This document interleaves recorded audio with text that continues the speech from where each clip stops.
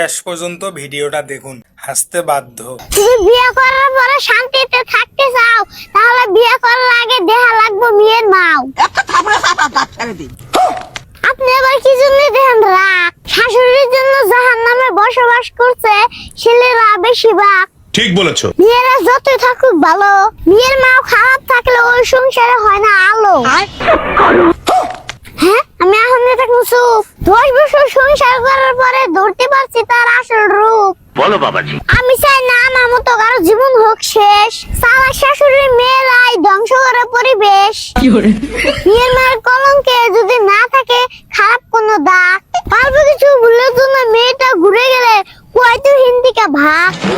ভালো মেয়ে পরামর্শ দিবে তোর বিয়ে, তুই ভালো করে সংসার কর স্বামীর বাড়ি গিয়ে।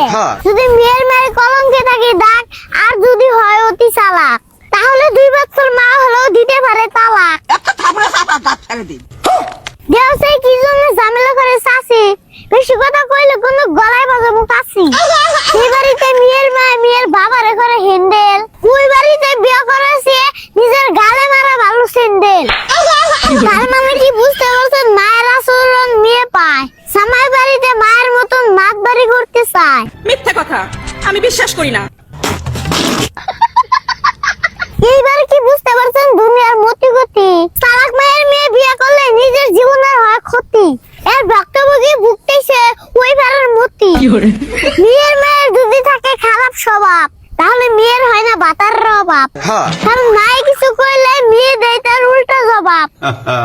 এখন কি বুঝতে পারছেন দুনিয়ার ভাও? বেশিরভাগ সংসারে অশান্তি হয় যদি খারাপ থাকে মেয়ের মাও।